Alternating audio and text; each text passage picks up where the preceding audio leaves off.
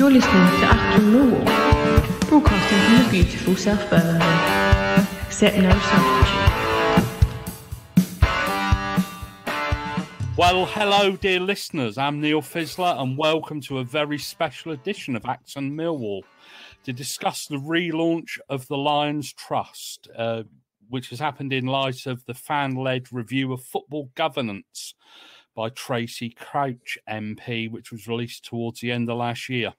Basically, we're going to discuss over the next half hour, an hour, the reasons for the relaunch of the Trust and to answer some of the many questions that have popped up on social media and Hoff since it was announced the Trust was coming back. Today, I'm joined by two guests. I'm joined by the Podfather himself, my Millwall History Show co-host, Nick Hart, who is a temporary chair of the Lions Trust. Hello, Nick. Good afternoon, Neil. Good afternoon, listeners. This is a very strange experience to be on the other side of the bed, so to speak. Another gentleman's kippers are in my grill. Yeah, well, this is the ultimate payback for you interviewing me when I was my book. And we're also joined by a third person, and that is the Lions Trust Secretary, Phil Clarke, very well known to many Millwall fans on Twitter, Hoff, and probably down the ground as well. Hello, Phil. Hi, Neil. How are you? I'm not the third person in the bed, thanks. I'll just sleep on the floor if it's all the same with you. Yeah, no, well, we've got you somewhere else, mate. Don't worry. Yeah, you're part of being with me in the heart. Anyway, before this descends into chaos, I just want to ask, we'll start off by asking Nick, how did the Lions Trust initially start? Lions Trust, well, it's been around a long time, and some of the older listeners may remember me chairing it back in the late 2000s and 2010-ish, and we even ran a football tournament at the Den, which was very successful and was very popular, the Lions Trust Cup. The Supporters Trust idea has been around since probably the turn of the century, 2000, late 1990s. And I'm just looking at the Wikipedia definition, listeners, of what a supporters trust is. And it is a formal and crucial word, democratic, not-for-profit organisation of fans. There are many, many of them across the football scene, and also, interestingly, Neil, rugby as well, rugby league, rugby union in some cases. And they are, as the definition there implies, they are akin to being a company, a cooperative, whatever you want to call it. It's one member, one vote, with a chair that's elected. And as we've said already, they're not for profit. The Lions Trust has been around for a long time. And if I'm going to be honest with listeners, I think it always rather struggled for a role at Millwall. I mean, there is a website that's been set up. We might touch on that later. And there is a copy of our constitution that's on there if anyone wants to have a look at that. And it lays out in chapter and verse what the aims of the Lions Trust are. Over time, really the purpose of the Lions Trust evolved, and it may be changing in the light of the Tracy Crouch report that you've mentioned already. But the aim of the Lions Trust, in a sense, was to be, my analogy is a lifeboat. If events turned badly at Millwall, as we've seen at other clubs, Bury is a great example. There are others. If we needed to relaunch Millwall as a kind of a fan-owned concept, as you've seen, most interestingly, actually at Brentford, who fell into financial problems before their current period of success, they were a fan-owned club. That's normally done by the vehicle of a supporters trust. So that's really been the Lions Trust's primary aim for a long time. We've been very lucky at Millwall. We went through a period of turmoil. Anyone old enough to remember the mid-2000s will remember the period of Peter de Savary. And how many chairmen did we have one season? Was it 5 chairmen, 7 managers? It's complete and utter chaos at the club. And the Lions Trust found a kind of a role then as a potential lifeboat, a fire extinguisher, as Harry was his example the other day. A kind of an insurance policy that if Millwall FC collapsed financially, if for some reason John Berylson's stability was no longer around and we were floundering, we could conceivably use the vehicle of the Lions Trust as a member-driven organisation, as a means of a kind of AFC Millwall or something of that kind. They've been around a long time, Supporters Trust, but the fundamental point is they are member-owned and democratic. That's their purpose, and that's what we're trying to relaunch at the moment, along with Phil. Phil, so what happened to the old trust, and why did it stop? Good question. Well, it hasn't really stopped. I just think that over time, as Nick kind of alluded to, the club ended up in incredibly safe hands with John Berylson, probably far safer than anyone foresaw when the trust was set up, which really has resulted in, I guess, the people involved in the trust sort of feeling there wasn't such a purpose to it, just purely because, things were moving along safely. John was putting money into the club, converting his investment into equity, so not leaving great debt in the club, so there's not huge risk in that sense. But that probably leads us into why now, and I think that really is all about the Crouch report, to be honest with you. The club is in incredibly safe hands. It's really important to stress that from any conversations we've had with Steve Kavanagh, and just general understanding of where John Berylson's at. So I think really the people involved in the trust just felt that the purpose and the drive wasn't there any longer. So it's really lied dormant, to be honest with you, Neil. It hasn't stopped. It's just been dormant, I think. And you got something to add to that?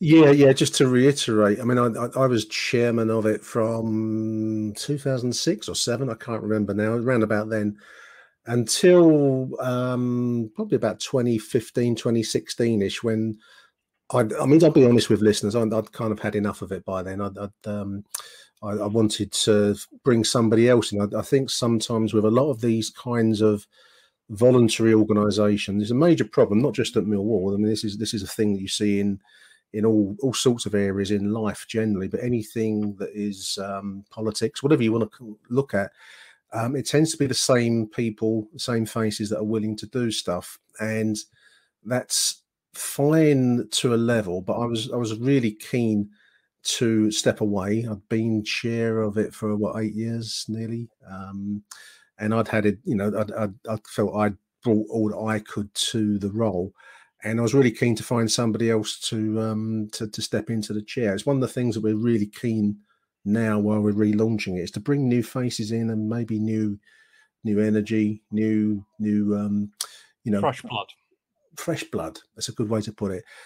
So I stepped away, and we struggled. I mean, as Phil said, the club has been it's on field ups and downs, but off the field, with John Berylson being providing the support that he has, which I don't think any of us could have foreseen back then in 2007. Certainly not when Peter de Savary was in his pomp. Who would have thought that we'd have such a stable and beneficial owner, and we still do. So that's great. So in a way, that because there was no need for the trust's prime aim as being a lifeboat, as I keep calling it, it became very difficult to motivate people and keep people interested. It fell away. It became dormant. I mean, I stepped away from the role, and I think the trust struggled after that, and it's a shame because it's a really, really important thing. And I'm pleased now that we are in a position to give it some new energy. We're using mediums like this, podcasting, which now we didn't have then back in 2007. Social media really helps. You can talk to people far more quickly and easily now than you could even 10 years ago. So I'm really hopeful that we can get this important Mill supporters organisation revived, and whoever we can get to take on the chair will bring some energy. And we now have many, many more ways to communicate with people and get, have a two-way conversation, which I think is probably where I believe I fell short back then. And I think that, I think it was one of the problems that we didn't really overcome back then, but I'm hoping we can do so now. Yeah, I think back then it was only really Hoff and maybe Mizza and Millwall Online that were around then, weren't there? Of course, you did have the medium of fanzines, but they weren't as interactive, were they, as you find now, what with podcasts, Twitter, Facebook, all kinds of those things. So why is having this trust so important to Millwall, Phil, or to Millwall fans? I think that Millwall were at the forefront of things some time ago, and we had our own fan on the board. We've obviously had 2 iterations of that, and many clubs have never achieved that. So I think we've been at the forefront of things in that regard. But in terms of your point, there's pressing need for more regulation in football. You know, I don't know if people listened to Steve Kavanagh on the Price of Football podcast the other week, where he talked about regulation in football, and clubs seem to struggle to manage themselves. We look around the league at, you know, your Berries and what's happening at Derby. You know, clubs get themselves into all sorts of problems financially, chasing dreams. And there needs to be this lifeboat in place should something happen. You know, if you just look across the other side of London, if there wasn't the supporters' trust at Chelsea, then following their sanction, where would Chelsea be placed? They'd probably have to go into administration, because that's the only other vehicle you could have that would keep the club trading. And that's not a great place to be for any football club. So I think that's why fans should want there to be a trust in place. Clearly, there are other areas that the trust can agree. If you read some of the detail around the Crouch Report, which I'm sure we'll touch on, there could be other criteria that the club and the trust have to reach agreement on. There'll be various items in there that the club can agree with the fan group, be it shirt colour, badges, relocation, a whole load of things, which I'm sure we'll touch on later on. So, you know, if you care about the club and those things are important to you, then it's definitely a really good reason to have a trust in place. This is something actually which I think, well, we might as well touch upon this fairly early on, is will the trust be independent from the club, Nick? I think that's a worry that a lot of fans have had, certainly stuff that I've read. Will the trust be a puppet of Steve Kavanagh, Billy Taylor, people like that, as some fans fear? The trust, the Lions Trust, is independent of Millwall Football Club. It's registered at Companies House. Because it's classed as something called a community benefit society, which I don't want to overdo the kind of legalistic part of it. But if you think of it, listeners, as a company, but a not-for-profit company, you've probably got a fair grasp on what it is. So it exists already and has existed since 2002, because it hasn't gone away. Just touching on an earlier point about the you know, whether it's a new trust or it's the same one as ever was there. So it is independent. It has its own money. It doesn't take any funds other than from what it generates from member fees. We'll come back to that, because we're thinking about later, how we're going to handle that. But you know, when we did the Lions Trust Cup, for example, we generated funds that we primarily gave to charity, and it does have the trust does have need of funds to pay for its registration with the Financial Conduct Authority. I always get these names mixed up. So there's Financial Conduct Authority, FCA, and we are looking to bring our paperwork up to speed so we can rejoin the FCA and also the Football Supporters Association, which used to be called Supporters Direct back in the past. But to answer anyone's queries, I mean, I'm happy on Twitter to take any direct questions from anybody, but it is independent. I think that's a really important point. It always was independent. It is independent now. And I mean, would it be the point you made about will it be the club's puppet is an interesting one, because it is how can I put this? That the trust is the product and the collective of its membership and its chairman or chairperson, I suppose I should be woke. I should call it, shouldn't I? It's chair. So if you're unhappy with the way that chair person is conducting things. If you think that maybe the point you've just made there, Neil, that maybe it's not being critical if that's required of the club, and you want to replace that, then a vote is taken. You can call the chair is there with the support of the membership. So yes, it is totally democratic in its principles. And, if you're unhappy with the way that it behaves or what it says or what it does or whatever you like, really, or if you don't like the policies or the opinions of the chair, then you can change that, because you have a direct link between the support of the members and the board. I'm hoping that's answered that question, but it exists already as an independent body, so it is not linked to Millwall Football Club in any way, shape or form. Did you want to add anything to that, Phil? Do you think that's a fair summary of the situation? Yeah, I think it's a fair summary. Yeah, I think this question always comes up, whether it's about supporter groups or trusts, and I suspect it comes up at every club. Everybody wants these groups to be independent, which they rightly should be. But also, I think sometimes there's a bit of a misunderstanding that being independent doesn't mean that you constantly just stick it to the club just because you're independent. You know, being independent means that sometimes you have to be harmonious, because you have to get things done. Things aren't achieved solely by, beating the club up at every step of the way. So, the people involved in the trust moving forward will have to build good relationships with members of the club. That obviously can be seen as cozying up, but the reality is that's how things get done.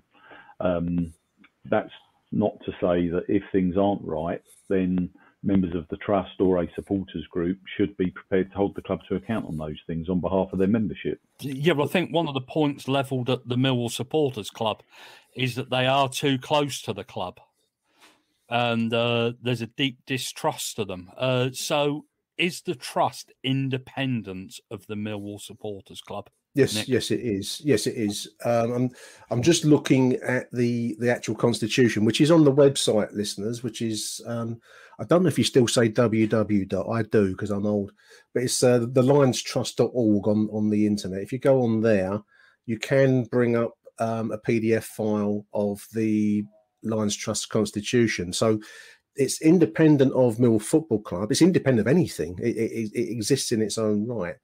And this was drawn up in 2002. I do believe, and we're looking at with the FSA, Football Supporters Association, that they have a more modernised version of a constitution. But this is what we've got now. So this is what we're working with, 2002, 2003 version. But the objects of the society, as it's called, is to increase and improve communication between the club, in a nutshell. It had the purpose to acquire shares in Millwall FC. That's largely been superseded over time with John Berylson's arrival, because the Mill share structure over that time has changed from the old Reg Burr 40-odd thousand shareholders into fundamentally John Berylson owning the vast majority of shares. So we've got communication, improving communication, acquiring shares such as you can, to promote support for the club and encourage new supporters, regardless of their age, sex, origin, and place of residence, to ensure that the club continues to play football in the area. So you could take that to mean South East London, I guess, but anyway, in the area. To strengthen bonds between the club and community, encourage a more public perception of the club. I think we failed on that, haven't we? More positive public perception of the club. And to promote the principle of supporter representation on the board. So those are all worthy aims, and I don't think there's any fan that would disagree with any of those purposes. I'm not going to contrast it with the Millwall Supporters Club, because it's a different thing and it's had its own history. And I do know, some of the people on the board of the MSC, and they're good Millwall fans. And I'm not going to get embroiled in, this being some kind of have a go at the MSC. I don't see there's any value in that. But the Lions Trust is a different thing to the MSC. It has those aims I've just read out. It also has evolved the underlying aim of being a potential vehicle for a fan-owned club, if that were ever to be needed. Thankfully, it never has been. Hopefully, it never will be. And now we've got the arrival of the Crouch Report, which may give supporters trusts like the Lions Trust a legal right of veto over certain identity issues that Phil's touched on already.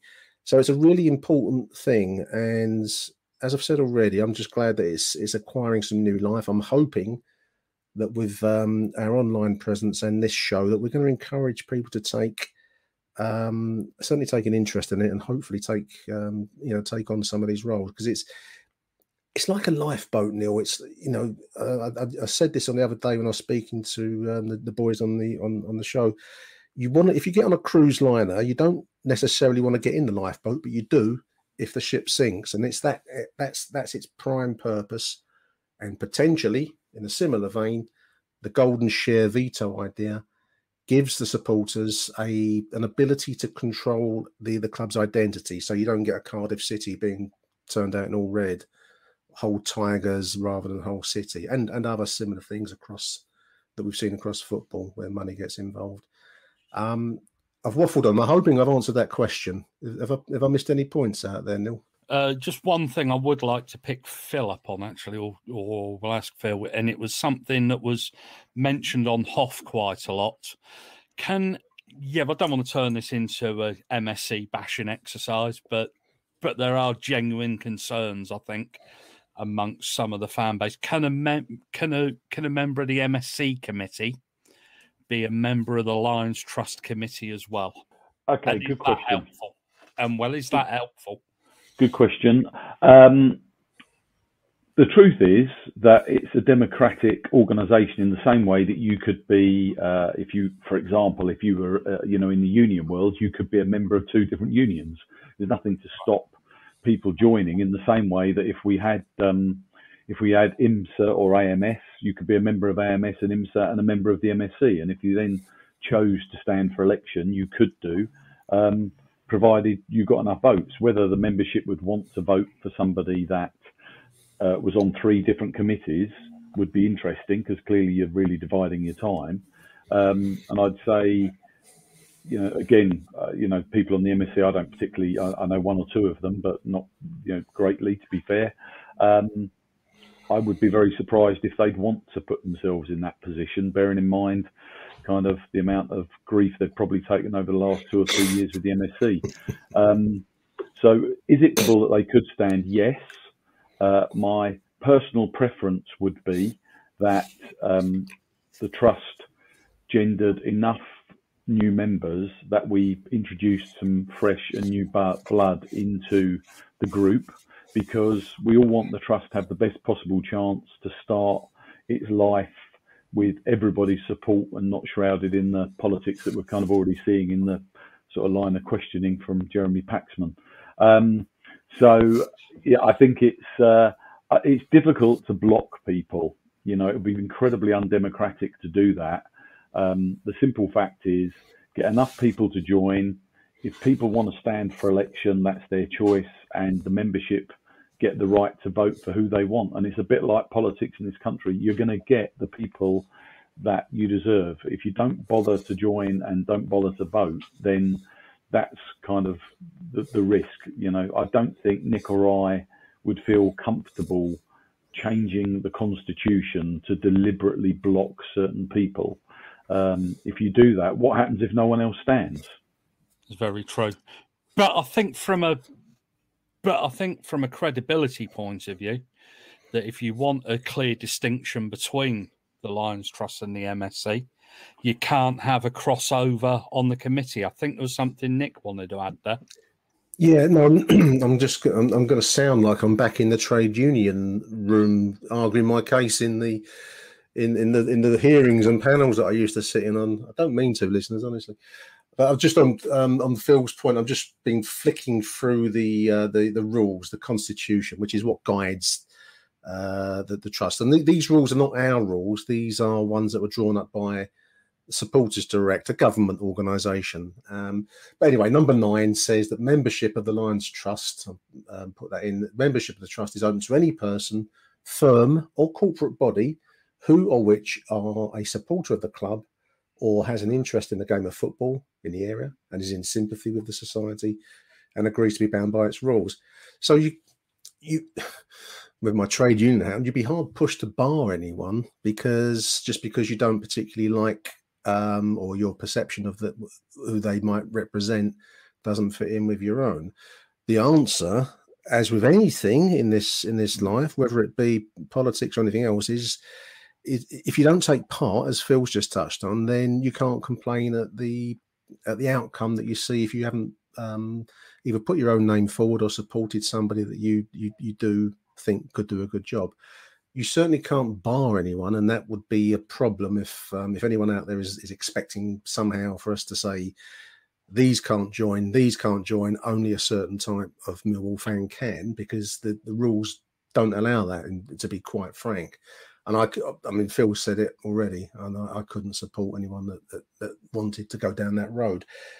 But what I can say is if it's open to anybody. So, you know, I think the problem that you have often with many, many voluntary organisations, politics, as I keep saying, is that if people don't take part, then you can't complain at the people that do, because you have to.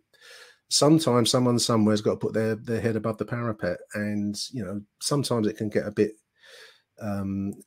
hairy being a Millwall name or face. You know, we all read the same things, we all see the same issues online, and sometimes you might find yourself not having to agree with people, and it can be a bit heated. But you do need. This organisation, the Lions Trust, is A, very important. B, needs good quality people to take control of it and hopefully steer it wisely. The rules are what they are, but I think as Phil's touched on already, I think we're looking for new blood and hopefully people that are comfortable in this kind of I wouldn't call it. It's not really a boardroom situation, Phil, is it? This is just like it's a fairly straightforward company, not-for-profit company style framework. Would you agree with that? Yeah, absolutely. I'd agree with that. I think supporters groups typically will be challenging the club about I don't know, price of pasties, how many packets of fruit pastels are in stock, the beer. All the usual fan-related matter. The trust generally is probably going to have 4 or 5 meetings a year with the club, probably maximum, and they're going to be more like, I wouldn't say board meetings, but it's going to be more on set agendas. So the roles really would suit people that have had some form of business experience, just so that they have a broader understanding of some of the matters that will come up in that environment. You know, it's not going to be like a fans forum, for example. I think that's the really key thing. And I guess a lot of this would depend upon if the Crouch recommendation goes forward into law, I guess. Yes and no. I mean, it doesn't need to go forward into law, though, to be fair. I mean, we'll probably come on to it later. You know, the conversations we've had with Steve Kavanagh when we contacted him to let him know we were doing this, which is obviously the right thing for us to do. You know, that's not us colluding with the club. That's just being open and honest. Steve's really, really keen to do this. You know, people who want to criticise the MSC have to realise there is only one supporters group at the club. So when the club interact with the MSC, they don't have any choice because there isn't anyone else. So, you know, they have to communicate with somebody.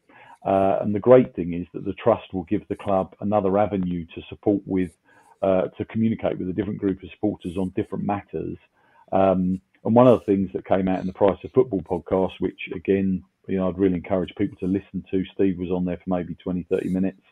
You know, the club are exploring the shadow board route, irrespective of the legislation on the Crouch report. So I think there'll be plenty of room for the MSC and other supporter groups to interface with the club and for the trust to do its own kind of very narrow work, because it is relatively narrow in terms of its scope, without too much crossover. But, in truth, if people who are members of, the trust want to be members of the MSC and vice versa, I think crossover of membership is fairly natural and to be encouraged.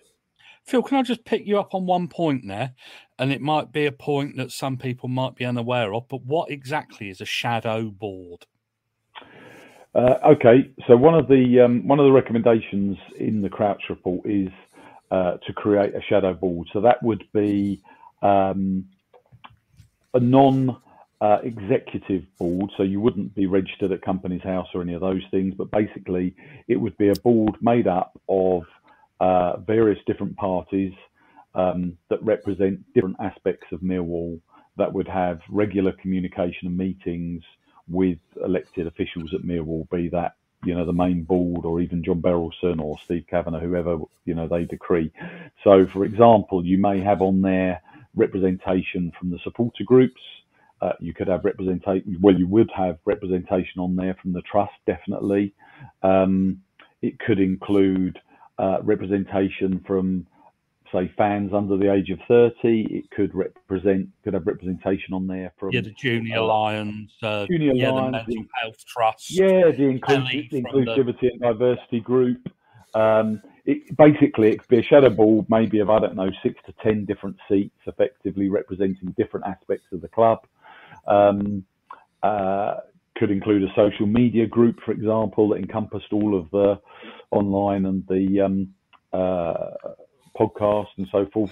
I mean, that'll be that. To be fair, that is something that the club would own, and then they would kind of seek people for that. But there would clearly have to be representation on there from official supporter groups, which would naturally be the MSC, and the trust would be on there as well. So, and that's where it does get tricky if you had crossover of cross-pollination, for want of another expression, in terms of committee members, which is one reason why I'd be really keen to avoid that. But the shadow board would be a really great thing.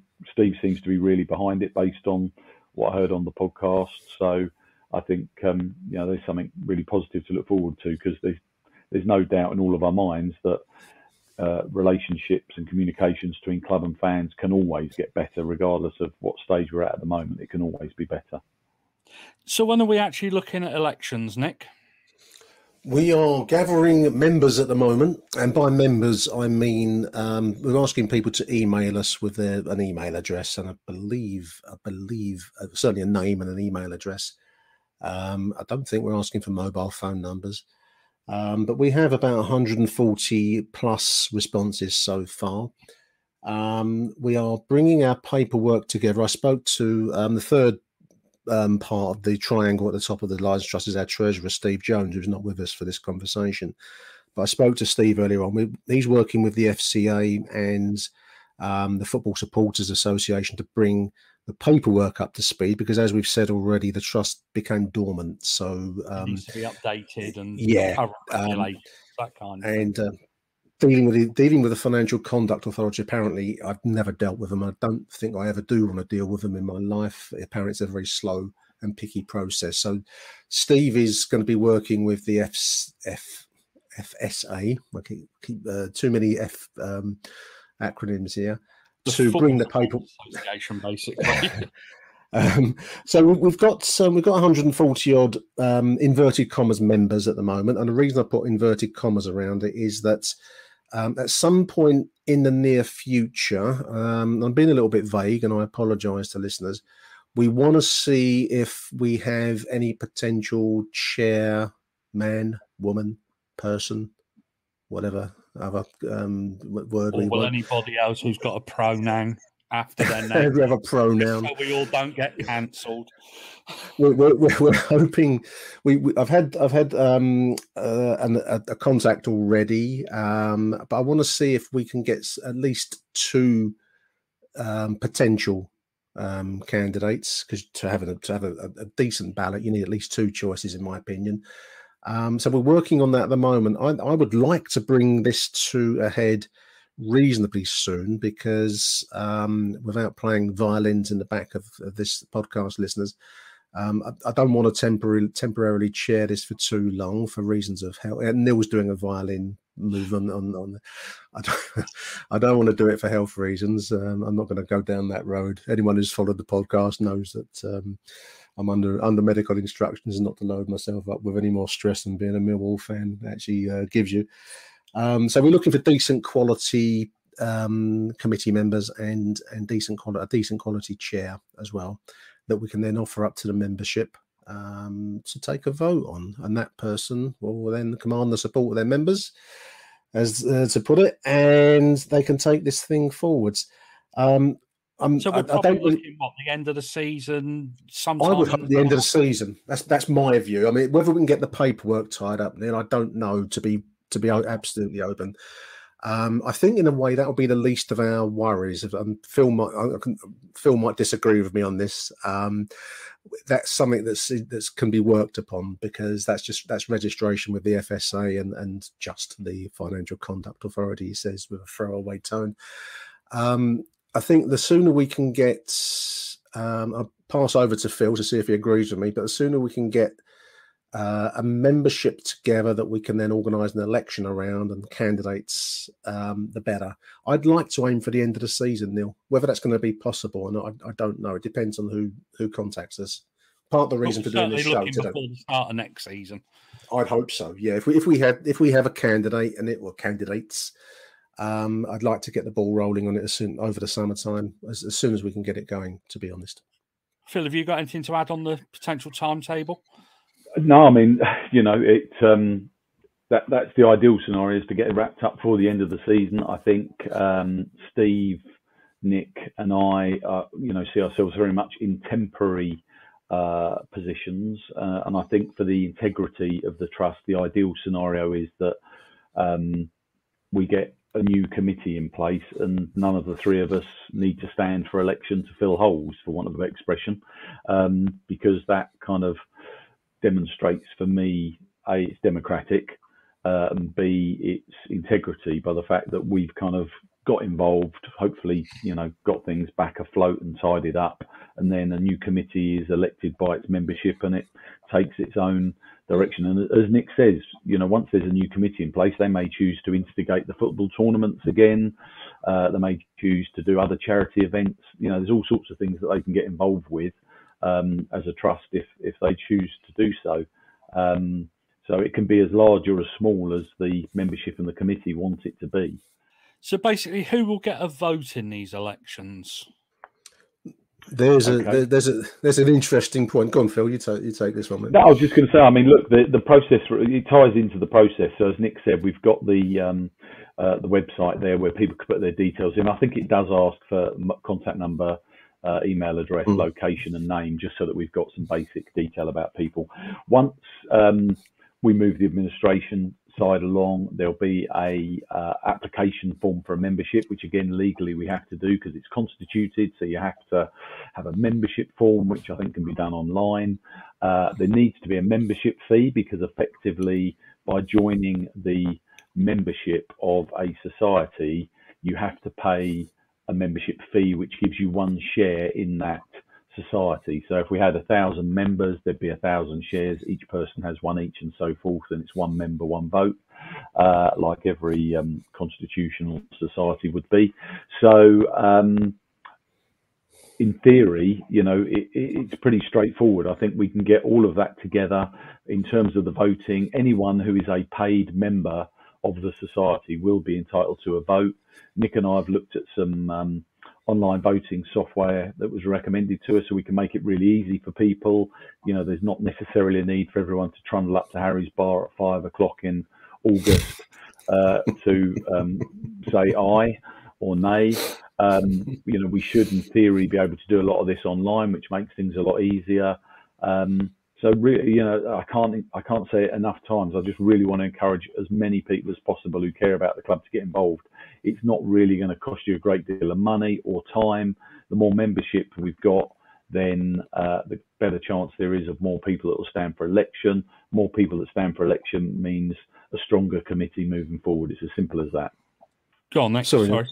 No, I'm just going to say that Phil and I had an interesting conversation the other night with lady from the Football Supporters Association, and I had some vague floating around in my head legal knowledge from donkeys years ago when I did a housing qualification, and she reinforced it. So I was so pleased that my vague knowledge of the law, contract law, was correct. That in order to cast a vote in this election, you have to have parted with some money, and the minimum that you have to part with is £1.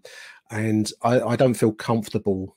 I think Phil's the same. I don't feel comfortable asking for much more than £1 as a membership fee at the moment. That could change. The new chair could come in and decide to go back to the traditional membership, which was £10 a year traditionally, and I think that's what maybe other trusts charge more. But to get this going, I wouldn't want to go much further than £1 just to be able to cast a vote in the first election, and then it'll be whatever the new board decide they want to do for the future, or as an annual membership fee for the trust.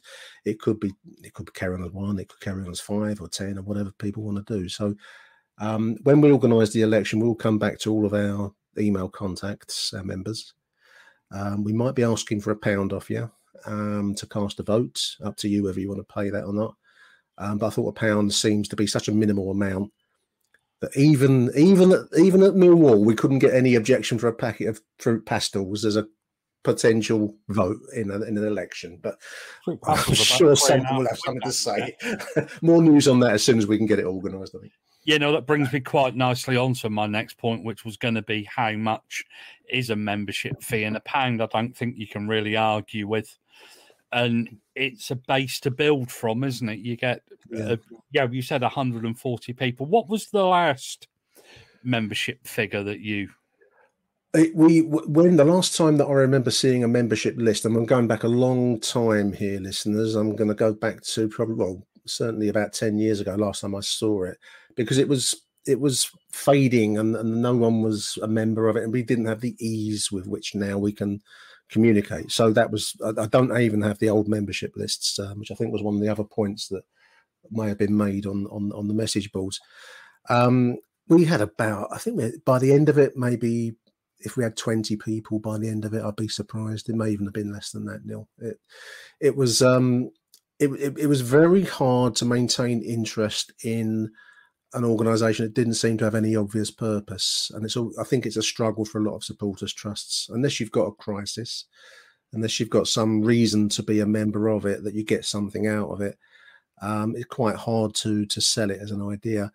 I'm hoping now with the legislation, and I was quite interested last week. I think I said on one of the other shows, I was listening to Prime Minister's Question Time about a week ago, and one of the questions in the House of Commons to Boris Johnson was about football, and he actually hinted that he wants to see he certainly wanted to see the regulator of football come in, which was a major part of the Tracy Crouch report. The football independent regulator stood up and said that in the House of Commons. So I get a sense that clubs, maybe Millwall, certainly others you see around. I've been following the Chelsea, trusts statements on their situation at the moment. But I think a lot of clubs want to get in front of this. So the golden share, the veto over the identity, the club colours and badge and name, could well be implemented by a lot of clubs, irrespective of any legislation that may or may not be passed. So I think we just need to be ready for that. It's a really important responsibility for us as a trust. We need, as Mill fans, we need to be ready to take that. And that's why we've set the website up. That's why we're doing this show today, to try to get across to people how important this is. So I pay my £1, I get my vote. What happens to that money, basically? That's a good question. Go on, Phil. You go. No, I think that at the moment the trust, in theory, it doesn't need funds. No. The trust has. Steve will be able to confirm when we've updated the FCA accounts, but the trust has several £1,000s in its bank account from previous, so it's not in desperate need of funds, but. You have to charge a membership fee, as we've discussed legally. So, you have to have some form of income. What the trust chooses to do with that income will be down to the new committee. And it could be that it is used for, football tournaments and charity events like that. Clearly, there will be some legal costs involved, whether that's just auditing or advisory services. My personal feeling is that longer term, the trust needs to build up a reasonable fund of money in the event that something went wrong at the club. They've actually got some money to finance decent legal advice and support. You know, you're not talking hundreds of thousands of pounds, but certainly maybe, you know, 10, 20, 30,000 pounds it should have in its bank account at some stage in the future, just as an example, for that eventuality. And the only real way you're going to generate that is either through membership or hosting events. They could do quiz nights or whatever the committee choose is the right way to do it. Some clubs will use their funds to buy shares in their club. You know, that's happened at other clubs. It's not going to happen at Millwall, in my opinion. I can't see, you know, and you probably couldn't afford it, quite frankly. You know, trust. John's, I suspect he owns maybe 96, 97% of the club. You know, I can't see him.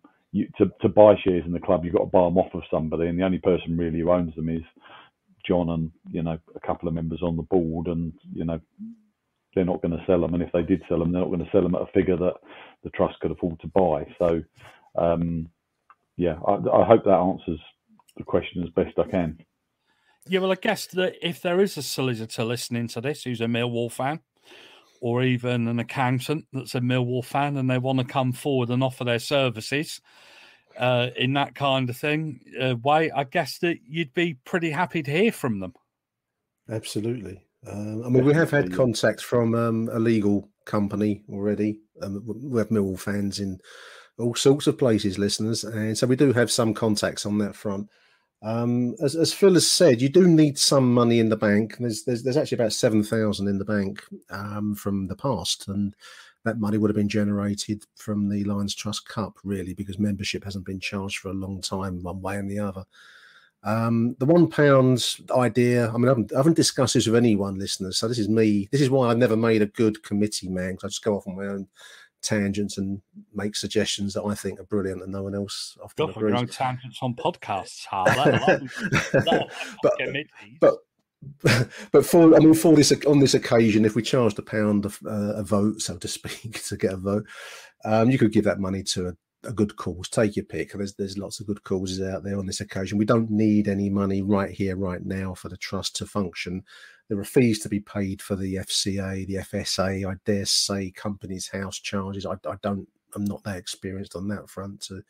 So there will be costs, you know, for those bits and pieces. But that's covered for the time being. So for the immediate purposes of an election of a new chairman, you could charge £1, and maybe once we've got that money rolled up, give it to the Mizzen Fund, give it to the food bank, give it to something of that kind. That's what I would like to see happen, to take that forwards.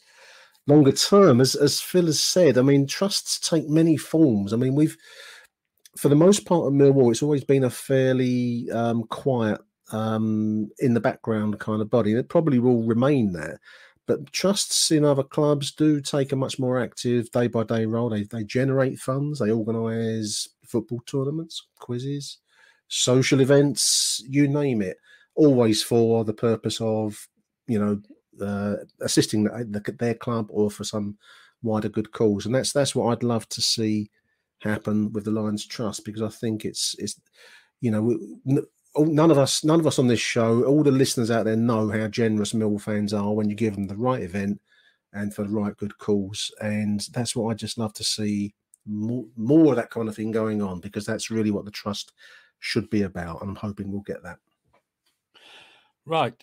So I think we've virtually touched upon an awful lot here, but something I want to go back to is the golden share, which is something that I've seen in Tracy Crouch's report, but I'm pretty unsure what it exactly is. So, Nick, tell us what the golden share is.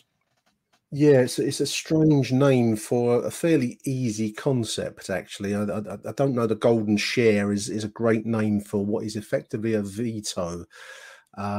We've seen with Cardiff City, was it Vincent Tan who came in as the new owner of Cardiff City a few years ago? That's right, yeah. And decided to change their club colours away from blue to lucky red. He's from the Far East, and that red there is seen as a lucky colour, and the red dragon. Also something to do with the Welsh, I think, as well, wasn't it? Yeah. The Welsh rugby shirts red. It was a misreading of the club's identity, a misreading of the fan base there.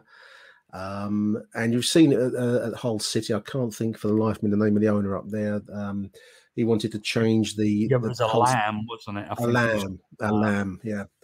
He wanted to change it from Hull City to Hull Tigers. So, you know, and also we've seen on a form of dramatic level when Wimbledon FC, as it was, wanted to relocate to Milton Keynes and become the Milton Keynes Dons. Completely, you know, applying that franchise idea that you can pick a club up and move it totally out of its area to a totally different place, and that's fine, you know. So the golden share is a legal veto that can be given to a properly organised, legally organised supporters trust, such as the Lions Trust that we're talking about this afternoon, and it would give that body the right to say no to certain fundamental aspects of a club's identity. And speaking from memory, I think it's club colours, club name, badge. If they wanted to change our badge away from the roaring lion to a kind of a, I don't know, laughing lion or something, I don't know. Or if they wanted to move the club away completely from southeast London to where could the Heartlands of Kent. I know, Heartlands of Kent or Plymouth. They could take it to Plymouth. But it's to protect the fundamental parts of Millwall's identity. The Supporters Trust, the Lions Trust, would hold what is an effective veto, and it's called the Golden Share. I prefer the name veto personally because I think it's clearer, but it's called a Golden Share. That's Phil, did you have something to add on that? Yeah, I mean, firstly, if people do want to find us on Twitter at the Lions Trust, I put a PDF on there the other day just with some sort of notes that I put together on the Golden Share from various different bits and pieces that I pulled together from the time we've been looking at this. So that's definitely a useful resource for people to have a look at.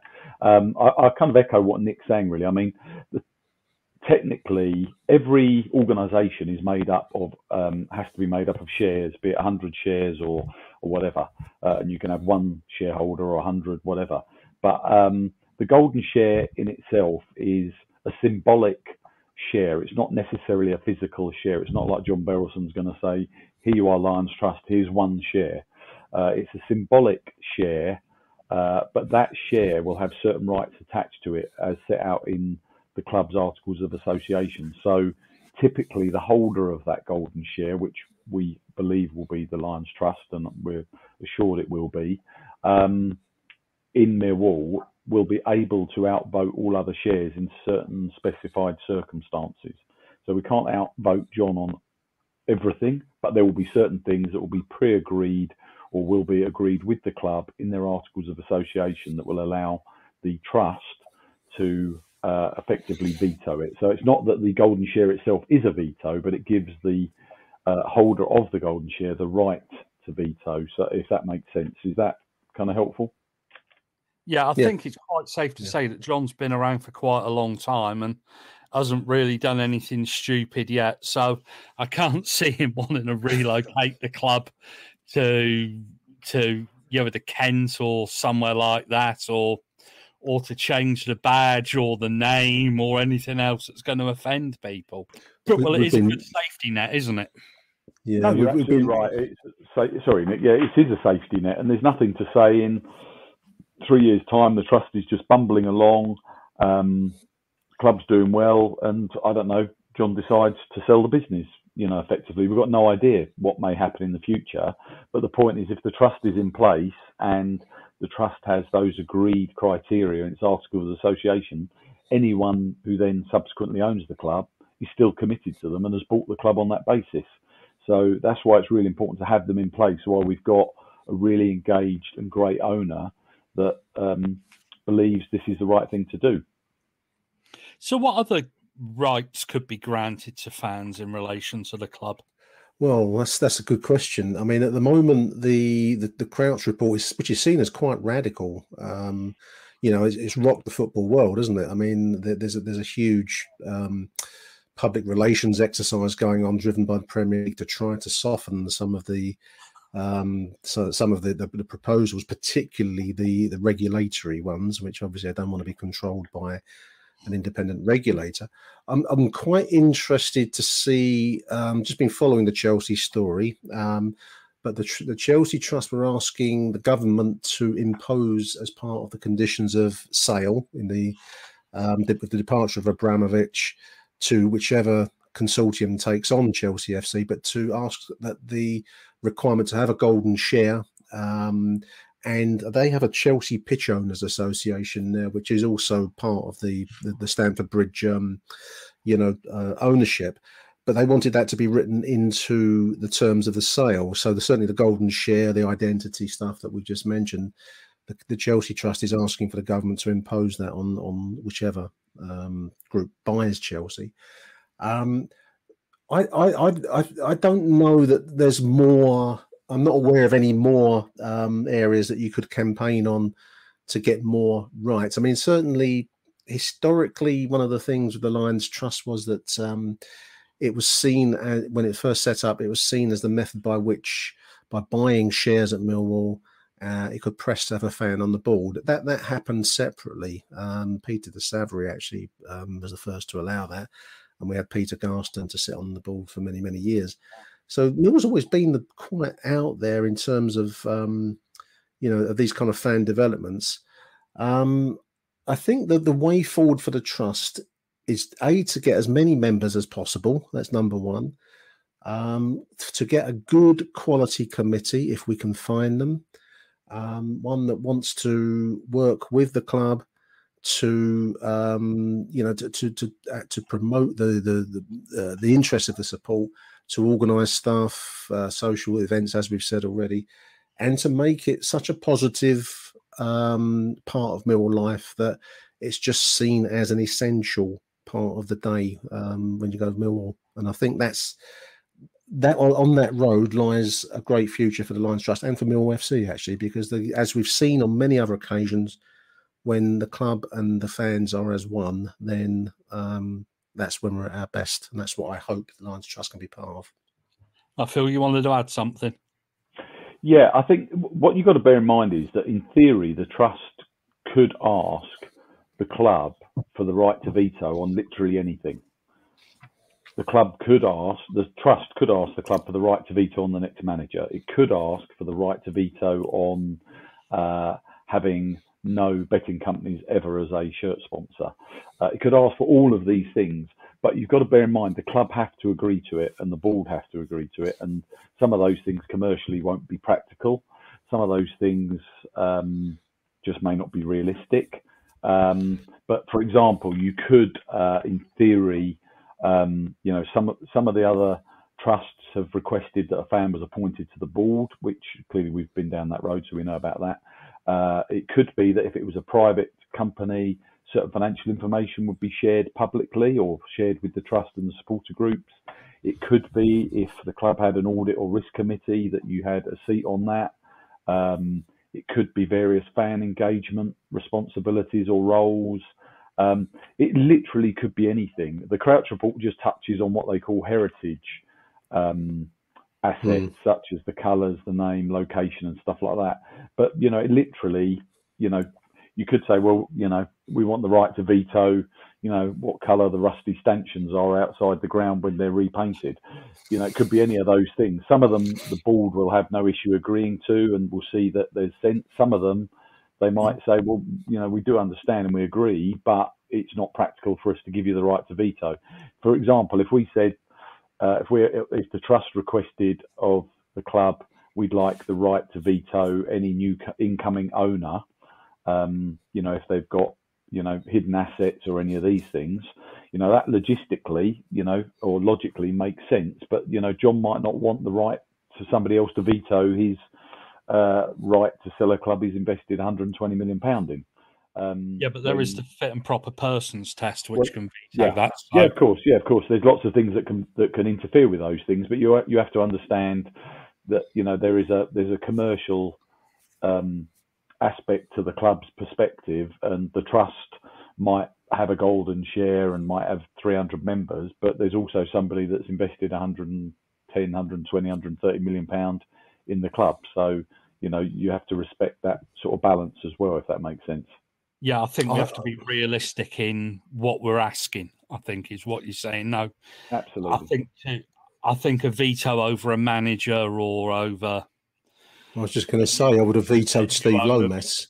Yeah, it would be pie in the sky, really, wouldn't it? Let's face it. Yeah, exactly. But that's what I'm trying to say. You could ask for anything, but clearly there's going to be certain things that will be agreeable and certain things that won't. Would you like to see the next chairman of the Lions Trust have a seat on the main club board? And has that been discussed with the club?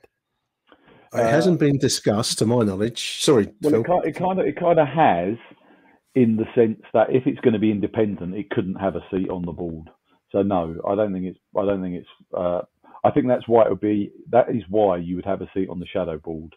The minute the Lions Trust has a seat on the club's board, the question of independence is already answered, because it can't be independent. Because if they're effectively registered as a director of the club, then they've got fiduciary duties to the club, but also they'll have commercial duties to the club. Things will be discussed at board meetings that quite clearly that person will be conflicted in sharing with a wider community. So I just that for me just it'll be a red line, and I think that's kind of why in the end fan on the board roles get very, very difficult, because one minute kind of you're in the stands, you're with your mates that you've been with for 20, 30 years at football. Next thing, you kind of got all the inside detail on absolutely everything at the club, which you quite clearly can't share with anybody, but everybody wants to know, and it just becomes very conflicted, I think, for the individual. Just something that has just come into my mind. What happens if say Nick, Phil, and Steve want to step away, and there aren't enough people to fill those roles? Doesn't the Lions Trust die a death on its feet again? That's why you're doing this pod, Neil. We've co-opted you in already without your. I wouldn't want that to happen again. Yeah, it was just a thought that came into my mind when we were talking.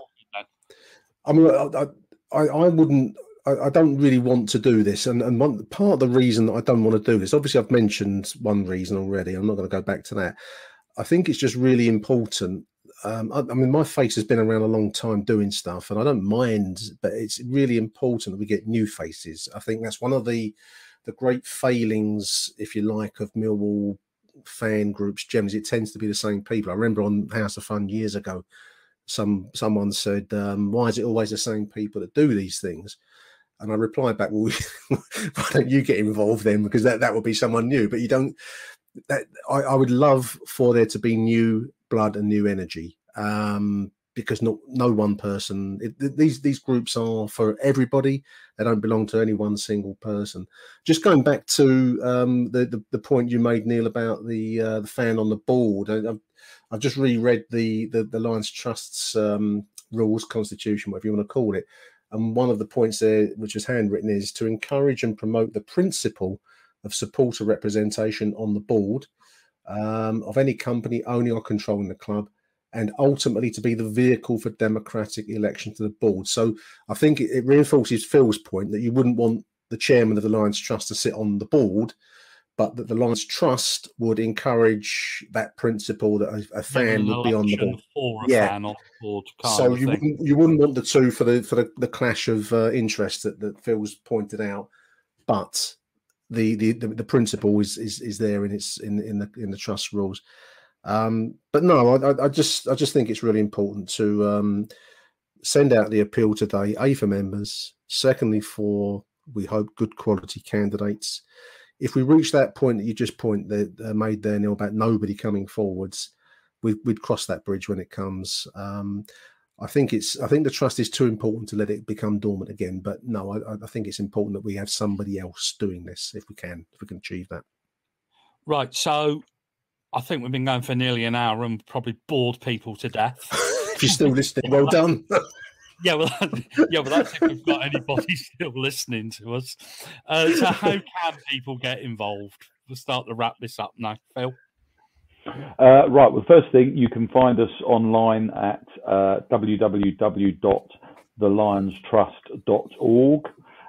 We're on Twitter, which is at the Lions Trust, or you can get in touch with us via email, which is secretary@thelionstrust.org or chairman@thelionstrust. Is it chair@thelionstrust.org, Nick, at your email? I can't remember now. chair@thelionstrust.org. We were being inclusive, so I think it's chair@thelionstrust.org. So you can get in touch via those mediums. My Twitter handle, I think, is @Phil Clarke with an E, 0170. And everybody knows Nick's already because he is the podfather. So you can get in touch with us and we can direct you in the right places there. I think I can't reiterate any more about how important it is to get, more and more people involved. It's really, for me, it's really important that the people who are involved in the trust today are allowed to step away, not because we want to, but for the integrity of it. It needs a committee that's voted by the members rather than just the only people standing. Yeah, I agree.